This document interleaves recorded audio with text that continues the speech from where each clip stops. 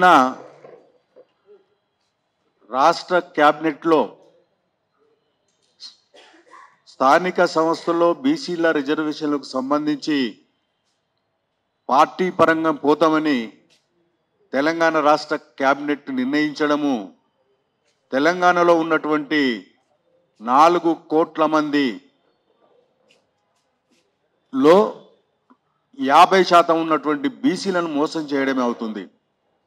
అయ్యా రేవంత్ రెడ్డి గారు, కామారెడ్డిలో ఏదైతే బీసీలకు ఎన్నికల్లో గెలిస్తే వెంటనే స్థానిక సంస్థ రిజర్వేషన్లు 42% ఇస్తామని హామీ ఇచ్చి ఎన్నికల్లో గెలిచి ఈరోజు మరి బీసీలందరూ కూడా మీరు బీసీ గణన చేసి శాసనసభలో తీర్మానం చేసి గవర్నర్కు పంపి గవర్నర్ నుంచి అక్కడికి వెళ్ళి రాష్ట్రపతికి పంపి తర్వాత ఆ బిల్లు ఆమోదమయ్యే విధంగా ప్రయత్నం చేయకుండా రాష్ట్రంలో ఉన్నటువంటి ప్రతిపక్ష పార్టీలను అదేవిధంగా సంఘాలను ప్రధానమంత్రికి తీసుకెళ్ళి చట్టసభల్లో మరి ఆ పార్లమెంటులో ఈ బిల్లు ఆమోదం చేయకుండా కృషి చేయకుండా కేవలం ఢిల్లీలో ఒక ధర్నా నిర్వహించి డ్రామాలాడి చట్టసభల్లో రిజర్వేషన్లు వచ్చిన తర్వాతనే ఈ బీసీలకు ఎన్నికలు పోతామని చెప్పినటువంటి ముఖ్యమంత్రి రేవంత్ రెడ్డి గారు ఈరోజు మీరు మరి నిన్న క్యాబినెట్లో పార్టీ పరంగా పోతామనడము నిజంగా రాష్ట్రంలో ఉన్నటువంటి దాదాపు 50% ఉన్నటువంటి యొక్క బీసీలను మోసం చేసినటువంటి కాంగ్రెస్ ప్రభుత్వము, మోసం చేసి గెలిచినటువంటి ముఖ్యమంత్రి గారు మీరు వెంటనే ముఖ్యమంత్రి పదవి నుంచి దిగిపోవాలని డిమాండ్ చేస్తా ఉన్నాం. ఎందుకంటే మీ కాంగ్రెస్ పార్టీ మీరు అన్ని కూడా బీసీలను మోసం చేసి ప్రజలను మోసం చేసి అనేక వాగ్దానాలు చేసి అన్ని కూడా అమలు చేయకుండా ఈరోజు ముఖ్యమంత్రి పీఠం మీద ఉండి ఈరోజు మరి బీసీలకు పార్టీ పరంగా పోతామని ప్రకటించడము నేను అడుగుతా ఉన్నాను. ముఖ్యమంత్రి గారు మాకేమైనా బీసీలకు బిచ్చమేస్తున్నారని అడుగుతా ఉన్నాను. కొంతమంది ఈరోజు నిన్న క్యాబినెట్లో చూశాము, పొద్దుగాల ప్రధానమైనటువంటి వార్తల్లో చూశాము. ఏమని కొంతమంది బీసీ నాయకులను పిలిపించుకొని వాళ్ళందరినీ మీరు అందరు కూడా కొంతమంది ఎవరైతే మీకు అనుకూలంగా ఉన్నటువంటి ప్రభుత్వానికి అనుకూలమైనటువంటి బీసీ సంఘాల నాయకులను పిలిపించుకొని వాళ్ళకు ప్యాకేజీలు ఇచ్చి ధర్నాలు చేయకుండా అది చేయకుండా ప్రయత్నాలు చేస్తున్నారు మీ కాంగ్రెస్ ప్రభుత్వము. మరి మీరు నిజంగా చెప్తే ఈ రాష్ట్రంలో ఉన్నటువంటి యొక్క బీసీలను మోసం చేసేటువంటి బీసీ నాయకులను అదేవిధంగా కాంగ్రెస్ నాయకులను గ్రామాలలో తిరగకుండా చేస్తామని సందర్భంగా చెప్తా ఉన్నాను. నేను ఒకటే అడుగుతా ఉన్నాను, ఈరోజు కాంగ్రెస్ పార్టీ ఆ యొక్క ఉదయపూర్ డిక్లరేషన్లు కూడా ఈ విధంగా చేసింది. ఆ రోజు ప్రతి ఒక్క పార్లమెంటు నియోజకవర్గంలో ఆ రోజు బీసీలకు 2 టికెట్లు ఇస్తామన్నారు. రాహుల్ గాంధీ గారు తీర్మానం కూడా చేశారు. కానీ అమల్లోకి వచ్చేసరికి అలా ఒక్క టికెట్ కూడా ఇవ్వనటువంటి పరిస్థితి కాంగ్రెస్ పార్టీది. కేవలం ఓట్ల కోసము మభ్యపెట్టేటువంటి యొక్క కాంగ్రెస్ పార్టీ యొక్క నైజము నిన్న క్యాబినెట్ తీసుకొని నిర్ణయంలో తెలుస్తున్నది. అంటే రేవంత్ రెడ్డి గారు మొదటి నుంచి యొక్క బీసీల వ్యతిరేక ప్రవర్తనతో పోతున్న ముఖ్యమంత్రి.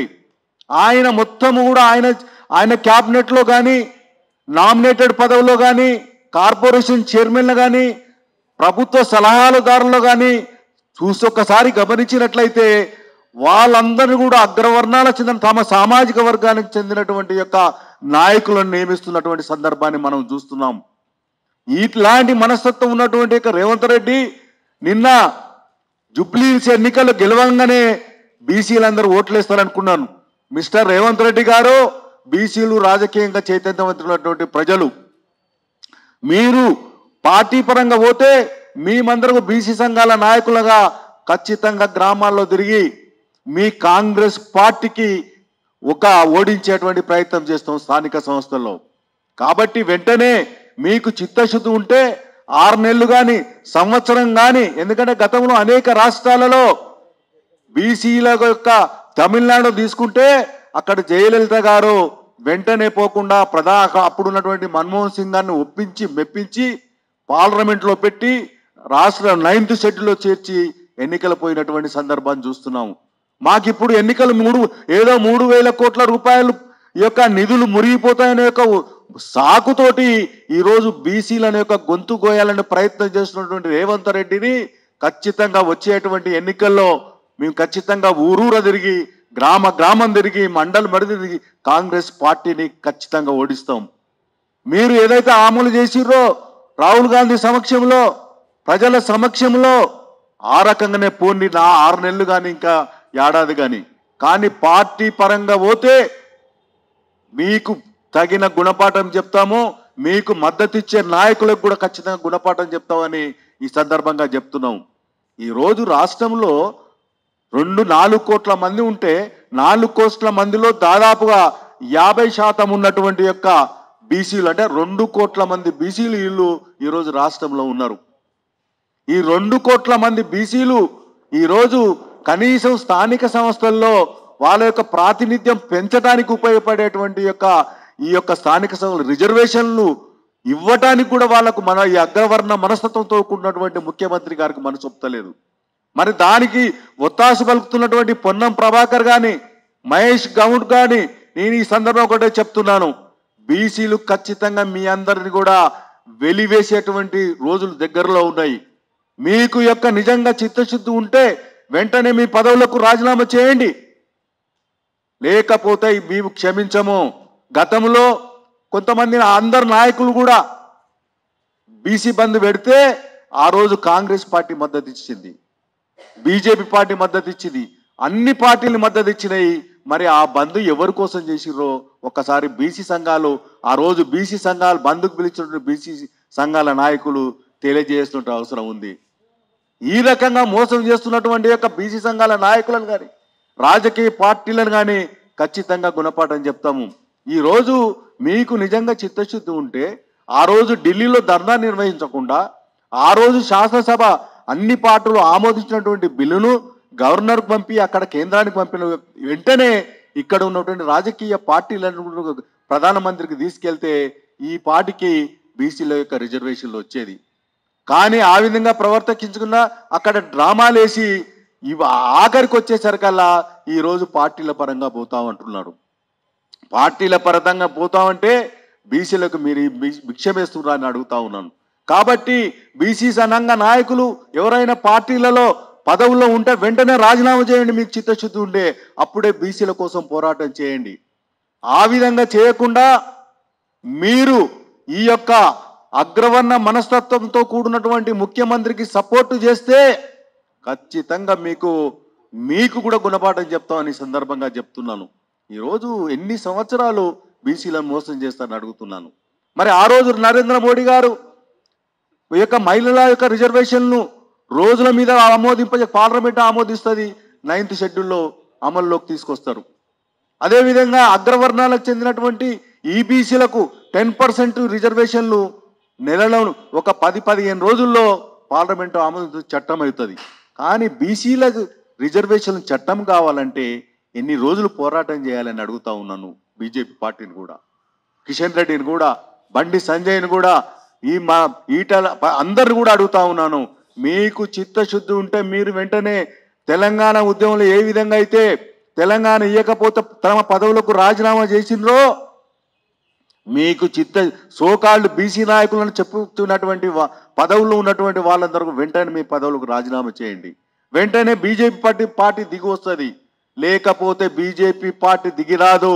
తెలంగాణ ఉద్యమ తరహాలో చిత్తశుద్ధితోటి పోరాటం చేస్తేనే బీసీలకు న్యాయం అవుతుందని ఈ సందర్భంగా చెప్తామును. కాబట్టి ఏదేమైనప్పుడు కూడా ఈరోజు ఈ యొక్క కాంగ్రెస్ ప్రభుత్వము ఈ యొక్క క్యాబినెట్ తీసుకున్నటువంటి నిర్ణయాన్ని వెంటనే వెనుకకు తీసుకొని చట్టపూర్వకంగానే మాకు ఒక లీగల్గానే ప్రభుత్వ పరంగానే మాకు రిజర్వేషన్లు కావాలి. కానీ మీ యొక్క దయాదాక్షిణ్యాల కోసం బీసీలు ఎదురు చూసలేరు. కాబట్టి వెంటనే మీరు చట్టపరంగా రిజర్వేషన్ల కోసము వెంటనే అఖిల పక్షాన్ని మనకి ప్రధానమంత్రికి తీసుకెళ్లి న్యాయం చేయాలని కాంగ్రెస్ పార్టీకి చెప్తా ఉన్నాను. లేకపోతే మీకు తక్షణంగా వచ్చేటువంటి ఎన్నికల్లో గుణపాఠం చెప్తాను ఈ సందర్భంగా తెలియజేస్తాను. స్థానిక సంస్థల్లో బీసీలకు రిజర్వేషన్లకు సంబంధించినటువంటి అంశంపై నిర్ణయం పార్టీ పరంగా పోతామని నిర్ణయం తీసుకోవడము ఈ రాష్ట్రంలో ఉన్నటువంటి ఈ 2 కోట్ల మంది బీసీలను నిన్న ఒకే ఒక కలంతోటి గొంతు కోసినటువంటి కాంగ్రెస్ పార్టీని పాతాళంలో తొక్కవలసినటువంటి సందర్భం వచ్చింది. ముఖ్యమంత్రి రేవంత్ రెడ్డి గారు, మీకు చీము రక్తం ఉంటే, మీకు నిజంగా ముఖ్యమంత్రి గారైతే, మీరిచ్చిన మాట మీద నిలబడే వ్యక్తి అయితే, కామారెడ్డిలో బీసీలకు మాట ఇచ్చి జనరల్ ఎలక్షన్లో మీరు ముఖ్యమంత్రి సీటు అధిరోహించారే, మీకు నీతి నిజాయితీ ఉంటే, మీకు చిత్తశుద్ధి ఉంటే వెంటనే నీ పదవికి రాజీనామా చేయాలని డిమాండ్ చేస్తాము బీసీ సంఘాల నాయకులుగా. రేవంత్ రెడ్డి గారు, మీరు గమనిస్తున్న మొదటి నుంచి కూడా నీకు అగ్రవర్ణ మనస్తత్వంతో ఉన్నటువంటి వ్యక్తివి. నువ్వు గతంలో చెప్పావు, నీకు ప్రజాసేవ నుంచి వచ్చినటువంటి వ్యక్తివి కావు, మాలాగా ఉద్యమాల నుంచి ఉన్నటువంటి వ్యక్తివి కావు. రియల్ ఎస్టేట్ వ్యాపారం చేసి రియల్ ఎస్టేట్గా ఈ రాష్ట్ర ప్రభుత్వాన్ని నడుపుతున్నావు.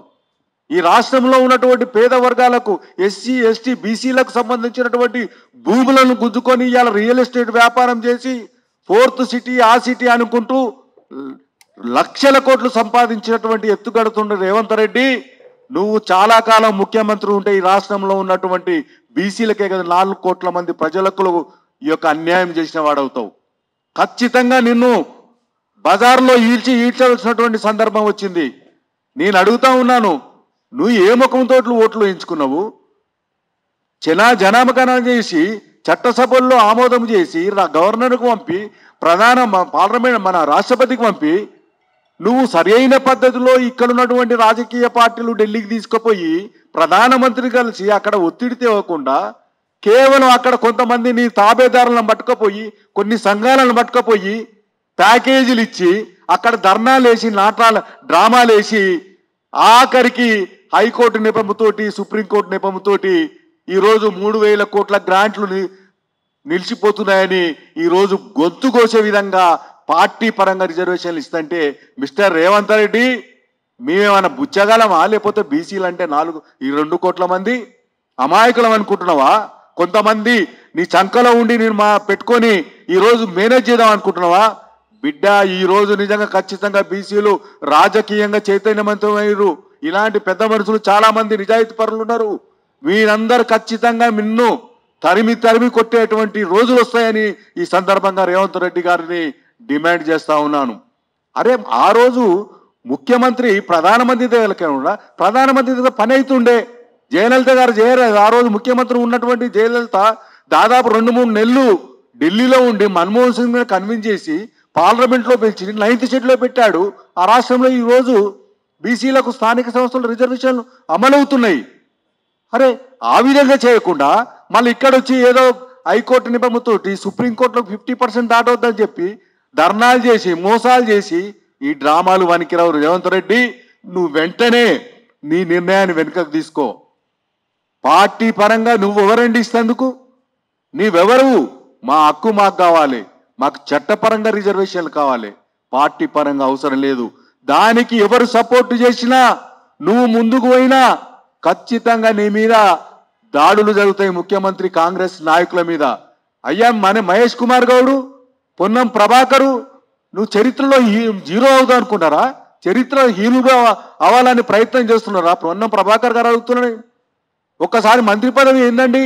ఒక 3-4 సంవత్సరాలు అయితే మంత్రి పోతుంది, చరిత్రలో జీరో అవుతారు. మీకు దమ్ము ధైర్యం నిజాయితీ ఉంటే తెలంగాణ ఉద్యమంలో ఏ విధంగా పదవులకు రాజీనామా చేసిర్రో ఆ విధంగా ఈ రాజీనామా చేయండి. ఈరోజు కొంతమంది నాయకులు అంటున్నారు, బీసీ సంఘాల జేఏసీ ఉంది కదా, మరి ఇంకా కొత్త జేఏసీ అంటారు. నేను అడుగుతా ఉన్నాను, తెలంగాణ ఉద్యమంలో బీసీ సంఘాల జేఏసీ పెట్టి గల్లీ నుంచి ఢిల్లీకి శ్రీకృష్ణ కమిటీని కలిసినాము, జీఓఎం సభ్యులను కలిసినాము, కేంద్ర మంత్రి సుశీల్ కుమార్ హోంమంత్రిని కలిసాము. ప్రయత్నం చేసినటువంటి బీసీ సంఘాల జేఏసీ మాది. కానీ ప్యాకేజీలకు పుట్టుకొచ్చినటువంటి కొన్ని సంఘాలు ఉన్నాయి, కొంతమంది ఉన్నారు. మీరు మీ వైఖరి మార్చుకోండి. ప్యాకేజీలు కావు, 2 కోట్ల మంది బీసీల దృష్టిలో ద్రోహులు అవుతారు. మీ వైఖరి కూడా మార్చుకోవాల్సిందిగా ఈ సందర్భంగా చెప్తా ఉన్నాను. ఒకవేళ రేవంత్ రెడ్డి మార్పు కాకపోతే ఇదే వేదిక మీద 24న మన మిత్రుడు రాజారాం యొక్క ప్రోగ్రాం ఉన్నది. మేము ఖచ్చితంగా ఈ మధ్యనే ఒక 20 తారీఖు నాడు ఖచ్చితంగా ఇక్కడనే రౌండ్ సమావేశం పెట్టి అఖిలపక్ష నాయకులను ఎవరైతే సపోర్ట్ చేస్తున్నారో వాళ్ళందరిని గురించి, మిగతా సంఘాలను గురించి, న్యూట్రల్గా తటస్థంగా ఉన్నటువంటి సంఘాలందరిని గురించి ఇక్కడ రౌండ్ టేబుల్ సమావేశం 20 తారీఖున పెట్టబోతున్నాము. ఇక్కడి నుంచి కార్యాచరణ ప్రకటిస్తాము. మా ప్రజలను ఎడ్యుకేట్ చేసి రాష్ట్రం తెలంగాణలో ఉన్నటువంటి యొక్క అన్ని మండలాలు కూడా తిరుగుతాము. ఖచ్చితంగా సర్పంచులుగా పోటీ చేసేటువంటి వ్యక్తులను అందరూ కూడా సమీకరించి పెద్ద ఎత్తున రేవంత్ రెడ్డి ఇంటి ముందు ధర్నా చేస్తాం. మిస్టర్ రేవంత్ రెడ్డి, నువ్వు వెంటనే మార్చుకో. బీసీలు చైతన్యవంతమైనరు. నీలేక ఏదో ప్యాకేజీలతోటి మంత్రి పదవులు తెచ్చి ముఖ్యమంత్రి పదవి అయినటువంటి వ్యక్తులం కాదు, కొన్ని సంవత్సరాలు పోరాడుతున్నటువంటి వ్యక్తులం. కాబట్టి మీరు వెంటనే బీసీలకు న్యాయం చేయ విధంగా మరి ముఖ్యమంత్రి కానీ కాంగ్రెస్ నాయకులు కానీ చేయాలి. అదేవిధంగా బీజేపీ వాళ్ళు కూడా ఉన్నారు ఈరోజు. అయ్యో కాంగ్రెస్ వాళ్ళు అనుకుంటున్నారు నిన్న జూబ్లీ హిల్స్లో గెలిచినాం కదా, ఇక మేము మొత్తం సర్పంచ్ ఎన్నికలు స్థానిక సంస్థలు మొత్తం మేమే గెలుస్తాం అనుకుంటున్నారు. జూబ్లీ హిల్స్లో ఏ విధంగా గెలిచిర్రో, ఏ విధంగా ముందుకు పోయిరో దేశంలో ఉన్నటువంటి ప్రజలందరూ, రాష్ట్రంలో ఉన్నటువంటి ప్రజలందరూ గమనించిర్రు. మీరు అక్కడ గెలిచినటువంటి గెలిపే కాదు, అక్రమ పద్ధతిలో అప్రజాస్వామ్యకంగా డబ్బులు పంచి దౌర్జన్యం చేసి పోలీసులను పెట్టి గెలిచినటువంటి సందర్భము కాంగ్రెస్ పార్టీ. ప్రజాస్వామ్యాన్ని కూలి చేసినటువంటి కాంగ్రెస్ పార్టీ ఈరోజు ప్రజాస్వామ్యం అని మాట్లాడడానికి వీల్లేదు. ఆ విధంగా జరగదు. ఒక్క ఎన్నికల్లో గెలవంగానే మేమేదో గెలిచిపోతున్నాము, రేపు ప్రభుత్వంతో ఊళ్ళ పల్లికలు పోతారు, మీ యొక్క బండారాన్ని ఖచ్చితంగా బయట పెడతాము. కాబట్టి కాంగ్రెస్ పార్టీ వెంటనే మీ వైఖరి మార్చుకొని మాకు చట్టపరంగానే 42% ఖచ్చితంగా రిజర్వేషన్లు ఇవ్వాలి. అప్పుడు మాత్రమే మేము ఎన్నికల పోండి, లేకపోతే ఈ రాష్ట్రంలో రణరంగం సృష్టిస్తామని సందర్భంగా తెలియజేస్తాం. ప్రెస్ నాయకులందరికీ కూడా, ప్రెస్ వాళ్ళందరికీ కూడా నమస్కారాలు. ముఖ్యంగా ఏమిటంటే ఈ దినం ఒక విచిత్రమైన సంఘటన జరిగింది. క్యాబినెట్ 42% పార్టీ పరంగా ఇస్తామని, ఇది నేను అనుకోవడం ఒక రాజకీయ ఎత్తుగడని. ఎందుకంటే వాళ్ళు 42% ఇస్తారా, వేరే పార్టీలు ఇవ్వరా అని. కానీ అసలు నీవు ఏం చేసి ఉండాలి రేవంత్ రెడ్డి గారు? మీరు మొట్టమొదట ఏం చేయాలంటే, మొన్న జడ్జిమెంట్ ఇచ్చినప్పుడు కూడా ఏదైతే మీకు 4 వారాలు హైకోర్టు ఇచ్చిందో గడువు, 2 వారాలు వాళ్ళకి ఇచ్చిందో ఏమే పిటిషనర్స్కు, మీరు ఏం చేసి ఉండాలి? ఇమ్మీడియట్గా కిషన్ రావు గవాలి కేసు మీద రివ్యూకి పోయి ఉండాల్సిందే సుప్రీంకోర్టుకు. మీరు పోయారా? పోలేదే. ఎందుకు పోలేదు? మేము మీ గురించే వెయిట్ చేస్తున్నాం. మీ ఎత్తుగడలు ఏమిటి, మీ కథ ఏమిటి అని చెప్పేసి మేము ఆలోచన చేసి మేము మిన్నకుండడం లేదు. మేమంతా కన్సల్ట్ చేస్తున్నాం లీగల్గా కూడా. మీ చేత కాకపోతే నువ్వు చేయలేకపోతే మేము చేస్తాం. బండి సంజయ్ ఆర్ కిషన్ రెడ్డి గారు డబ్బాలు కొట్టుకుంటారు కంప్లీట్గా ఉప ఎన్నికల్లో. అక్కడ జూబ్లీ హిల్స్ ఏమైంది? మీకు డిపాజిట్ దక్కలే. ఎందుకు దక్కలేదు? ఎందుకంటే మీరు కులగన్న చేయము, మేము బీసీల రిజర్వేషన్స్ పెంచము అని చెప్పి ఒకే ఒక నినాదం మీరు ఇచ్చారు కాబట్టి పార్లమెంట్లో, దానివల్ల మీరు ఓడిపోతున్నారు. ఇప్పటికైనా సరే, ఇప్పుడు సిగ్గు మీకుంటే, మీరు నిజంగా బీసీలకు మేలు చేయాలనుకుంటే కిషన్ రెడ్డి, ఒకప్పుడు నువ్వు నిరాహార దీక్ష చేసావు బీసీల గురించి. ఇప్పుడు నీకు సిద్ధశుద్ధి ఉంటే, బండి సంజయ్ నిజంగా బీసీ అయితే ఏం చేయాలి? హిందువులందరూ బీజేపీలో చేరాలని కాదు అడగాల్సింది. ముందు నీ జాతి కోసం కొట్లాడవయ్యా, నీ బీసీల కోసం కొట్లాడు. పో నరేంద్ర మోడీ గారి దగ్గరికి. నీకు దమ్ముడు లేకపోతే రామకృష్ణని తీసుకుపో, నేను మాట్లాడతాను నరేంద్ర మోడీతో. ఏమనుకుంటున్నావు? నరేంద్ర మోడీ అంటే పెద్ద కుమ్ములు వచ్చినోడు ఏమి కాదు, మన మాదిరే ఒక మనిషి. ఆయనంగా ఒక ఛాయ్ వాలా, ఒక బీదోడు, అతను ప్రైమ్ మినిస్టర్ అయ్యాడు. కాబట్టి వెళ్ళండి.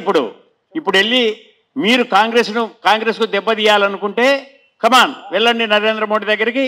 ఇమ్మీడియట్గా బీసీ బిల్లు పెట్టించండి, పార్లమెంట్లో పాస్ చేయించండి, 9 సీట్లు పెట్టండి. అప్పుడు మీకు క్రెడిట్ వస్తుంది.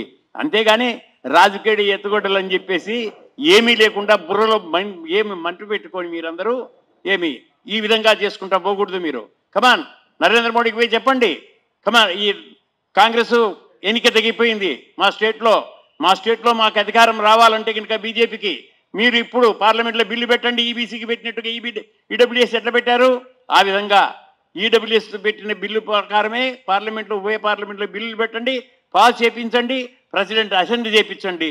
అప్పుడు ఏమవుతుంది, ఏ కోర్టు కూడా కొట్టేయలేదు, సుప్రీంకోర్టు కాదు కదా ఏది కొట్టేయలేదు.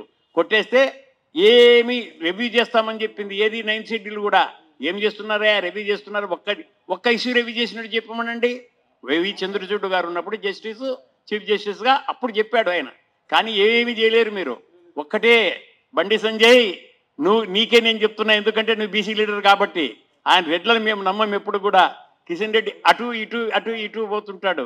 కాబట్టి మీరు బండి సంజయ్ మీకు సిద్ధశుద్ధి ఉంటే మీరు ఇమ్మీడియట్గా నరేంద్ర మోడీ దగ్గరికి పోండి. మీ చేత కాకపోతే దమ్ము లేకపోతే రామకృష్ణని తీసుకుపోండి, మీ డాక్టర్ లక్ష్మణ్ అడగండి. ఏ దినమో నరేంద్ర మోడీ చెప్పాడు రామకృష్ణే మావాడని. కమాన్ నేను వస్తాను, వచ్చి చెప్తాను నరేంద్ర మోడీ గారి దగ్గరికి. మీ చేత కాకపోతే మీరు మినిస్టర్ల పదవులు తీసుకొని అధికారం అనుభవించడానికే మీరుండారు. మాకు అధికారాలు అవసరంలే, మేము కాల్తోదంతాం అధికారాన్ని. కాబట్టి మీరు ఇప్పటికైనా సరే పోయి నరేంద్ర మోడీ గారి దగ్గర పోండి, బీసీ బిల్లు పెట్టించండి, బీసీ బిల్లు పెట్టించేసి ఉభయ పార్లమెంట్లో పాస్ చేయించండి, 9th షెడ్యూల్ పెట్టండి, మొగోళ్ళు అనిపించుకోండి. అంతేగాని ఈయన రేవంత్ రెడ్డి మీద ఏడిసి ఆయన చేయలేకపోతున్నాడు ఈయన చేయలేకపోతున్నాడు అనేది కాదు. మీరేం చేస్తున్నారో చూడండి, మన జాతికి, మన బీసీ జాతికి ఏం చేస్తున్నారో మీరు అది చూడండి మొట్టమొదట. కాబట్టి నేను బండి సంజయ్ని ఒకటే కోరుతున్నా, ఒక యూనియన్ మినిస్టర్గా ఒక మినిస్టర్గా తీసుకొని ఉండి ఊరికి తిరగడం కాదు కావాల్సింది, ఇటువంటి చేయి బీసీలలో ప్రఖ్యాతిగాంచు. అంతేగాని ఇక్కడ కాదయా. ఇప్పుడు మహేష్ కుమార్ గౌడ్ ఉన్నాడు, ఏమి ఈ పొన్నం ప్రభాకర్ గారు ఉన్నారు, కానీ వాళ్ళు ఒకరి కింద పని చేస్తున్నారు. చీఫ్ మినిస్టర్ రెడ్డి, ఆ రెడ్లకు ఎప్పుడు ఉండదు బీసీలకు రిజర్వేషన్ కల్పించాలని. కాబట్టి కమాన్, నీకు ఎందుకు చెప్తున్నానంటే నువ్వు బండి సంజయ్ గారు చాలా మాటలు మాట్లాడతావు, నీకు చాలా ఎక్కువ అనుభవం ఉన్నట్టు మాట్లాడతావు. అందువల్లనే నిన్నే టార్గెట్ చేస్తున్నా నేను. కమాన్, నీవు నిజంగా మొగోనివైతే, నువ్వు నిజంగా బీసీ బిడ్డవే అయితే నరేంద్ర మోడీ గారి దగ్గరికి వెళ్ళు. కమాన్, ఓయూ పార్లమెంట్లో కూడా బిల్లులు పెట్టించు, పాస్ చేయించు, 9th షెడ్యూల్లో పెట్టించు, మొగోడు అనిపించుకో. ఇది నా ఛాలెంజ్. ఓకే, ఇది అందుకే ఇప్పుడు ఏమంటే రేవంత్ రెడ్డి గారు ఫెయిల్ అయిపోయారు, గ్యారంటీ అది. రేవంత్ రెడ్డి గారు ఫెయిల్ అయిపోయారు. ఏమని ఇక్కడ ఒక ఉప ఎన్నికను టార్గెట్గా పెట్టుకున్నాడు. ఉప ఎన్నికల్లో బీసీలు మైనారిటీస్ కలిపి ఆయన గెలిపించారు. అందుకే బీజేపీకి డిపాజిట్ కూడా దక్కలే. కానీ ఇప్పుడు ఏం చేయాల్సిన అవసరం ఉంది? ఎవరైతే కనుక కాంగ్రెస్ ప్రభుత్వం పడిపోయిందో, ఫెయిల్ అయిపోయిందో ఈ ఇష్యూలో, వాళ్ళు చెప్పిన మాట నిలబెట్టుకోలేకపోయారో, ఇప్పుడు బీజేపీ ఏం చేయాల్సిన అవసరం ఉంది? వాళ్ళు ఇమ్మీడియట్గా దీన్ని కేంద్ర ప్రభుత్వాన్ని దృష్టికి తీసుకెళ్ళేసి నరేంద్ర మోడీ గారి దృష్టికి ఇమ్మీడియట్గా చేయాల్సిన అవసరం ఉంది. ఉభయ పార్లమెంట్లో బిల్లు పెట్టి అది పాస్ చేపిస్తే అప్పుడు బీజేపీ ఇక్కడ పుంజుకుంటుంది. అంతేగాని ఏమి చేయకుండా ఊరికి మాకు బీసీలో మాకు హిందువులందరూ ఒకటి కావాలి అది ఇది అని చెప్పి డబ్బాలు కొట్టుకుంటే హిందువులందరూ ఎప్పుడు ఒకటి కారయావు. హిందువుల్లో చాలా వర్గాలు ఉన్నాయి. మీరంతా అగ్రవర్ణాలు రిప్రజెంట్ చేస్తే కనుక అది చాలా తప్పు. మీరు ఎప్పుడు గెలవలేరు. మీరు తీసుకుపోవాల్సింది ఎస్టీలను, బీసీలను, మైనార్టీలను ప్లస్ అదర్ క్యాస్ట్ను ఎవరైతే ఉండారో వాళ్ళందరినీ కూడా ఏకం చేసుకొని తీసుకెళ్తే అప్పుడు మీకు 50% 40% ఓట్లు వస్తే మీరు గెలుస్తారు. అంతేగాని లేకపోతే మీరు గెలవలేరు. కాంగ్రెస్ ఫెయిల్ అయింది, ఈ ఇష్యూలో ఫెయిల్ అయింది. కాబట్టి ఒకటే నేను చెప్తున్నా, ఇప్పుడు బండి సంజయ్, ఎందుకంటే అతనే ఇప్పుడు యూనియన్ మినిస్టర్ ఇక్కడ నుంచి, doctor Laxman OBC cell chairman సెంట్రల్లో, మీరిద్దరూ కూడా మున్నూరు కాపులే, అది కూడా ఒకే వర్గం నుంచి ఉన్నారు మీరిద్దరు కూడా. కానీ మా బ్రదర్స్, మేము ఎప్పుడు మిమ్మల్ని మున్నూరు కాపులు అయిపోయినారని మేము ఎప్పుడు అనుకోము. మున్నూరు కాపులు బీసీ బిడ్డలే అనుకుంటాం. మీరు నిజంగా బీసీ బిడ్డలు అయితే కమాన్ వెళ్ళండి నరేంద్ర మోడీ గారి దగ్గరికి. మీకు దమ్ములు లేకపోతే లక్ష్మణ్ గారికి తెలుసు, రామకృష్ణని తీసుకెళ్ళండి. నేను వస్తా, నా డబ్బులతో వస్తా, మీ డబ్బులు నాకు అవసరంలే. వస్తాను, అక్కడ నరేంద్ర మోడీ గారితో మాట్లాడదాం, చేపిద్దాం. ఈ బిల్లును 2 ఉభయ సభల్లో పెట్టిద్దాం, పార్లమెంట్లో పాస్ చేపిద్దాం. ఈడబ్ల్యూఎస్ ఏ విధంగా అయితే కనుక గజెట్ అయిందో ఆ విధంగా గజెట్ చేపిద్దాం. ఇది మనకు కావాల్సిన అవసరం. ఇప్పుడు ఇమ్మీడియట్గా మీరు చర్యలు తీసుకోకపోతే మిమ్మల్ని కూడా బీసీ బిడ్డలు కాదని చెప్పి వెలివేసే పరిస్థితి ఏర్పడుతుంది. ధన్యవాదాలు మీ అందరికి కూడా. రాష్ట్ర కేబినెట్ తీసుకున్న నిర్ణయం తప్పు. ముందుగా కామారెడ్డి ఎలక్షన్ ముందు కామారెడ్డి డిక్లరేషన్లో బీసీలకు 42% ఇస్తాని వాళ్ళు కాంగ్రెస్ పార్టీ మేనిఫెస్టోలో ఉంది. క్లియర్గా కూడా వాళ్ళు చెప్పారు. అంటే ఒడ్డెక్కినాక ఓడలింగానా, ఒడ్డు దాటినాక బోడలింగానా అనేది రేవంత్ రెడ్డి గారికి అలవాటే ఇది. కాకపోతే ఇలా అన్ని రాజకీయ పార్టీలను దూషించవలసిన అవసరం ఉంది. ఒక్క రాజకీయ పార్టీ అని కాదు, వీళ్ళు లేక వాళ్ళు, వాళ్ళు లేక వీళ్ళు. కానీ బీసీలకు మాత్రం ఎప్పుడు అన్యాయమే జరుగుతుంది. అసలు ఈడబ్ల్యూఎస్ ఇంత తొందరగా ఇవ్వడానికి గల కారణాలు ఏంటి, బీసీలకు ఇవ్వకపోవడానికి గల కారణాలు ఏంటి? బీసీ బిడ్డలు ఏ రాజకీయ పదవులలో ఉన్నారు? ఈరోజు పిసిసి చీఫ్ ఉన్న మహేష్ కుమార్ గౌడ్ గారు కానీ, పొన్నం ప్రభాకర్ గారు కానీ చాలామంది నాయకులు ఉన్నారు కదా. మీరు మొదలుగా ఆ పదవులకు మీరు రాజీనామా చేయండి. రాజీనామా చేసి మీరందరూ కలిసి ఢిల్లీకి వెళ్ళండి. ఢిల్లీకి వెళ్ళి ఈ బిల్లును పాస్ అయ్యే వరకు ఢిల్లీ నుంచి రాకండి. ఎందుకంటే మీ స్వలాభం కోసమో ఏదో చేయాలనే కుట్రతోనే మాత్రం చేయకండి. స్థానిక సంస్థల ఎలక్షన్లలో మీరు ఎలాగ చేస్తే మిమ్మల్ని మాత్రం కాంగ్రెస్ పార్టీని పాతర పెడతారు. ఖచ్చితంగా ప్రతి గ్రామాన బీసీలు ఉన్నారు. బీసీలు ఖచ్చితంగా బీసీలకు న్యాయం జరగకపోతే మాత్రం మీరు గెలవడం మాత్రం మీకు మనుగడ కష్టమవుతుంది. దయచేసి ఎప్పుడైనా ఒక్కసారి ఆలోచించండి. మీరు అన్ని రాజకీయ పార్టీలతో మాట్లాడండి. మీరు 9th షెడ్యూల్లో చెప్పినట్టు మీరు ఢిల్లీకి వెళ్ళండి, పార్లమెంట్లో బిల్ పాస్ చేయండి. ఆ బిల్ పాస్ చేసిన తర్వాత ఎలక్షన్లో కండక్ట్ చేయండి. కానీ ముందుగా మీ స్వలాభం కోసం మాత్రం చేస్తే మీకు మీ నూకలు చెల్లినట్టు అనేది మాత్రం తెలియజేస్తూ ఈ అవకాశం ఇచ్చినందుకు ధన్యవాదాలు.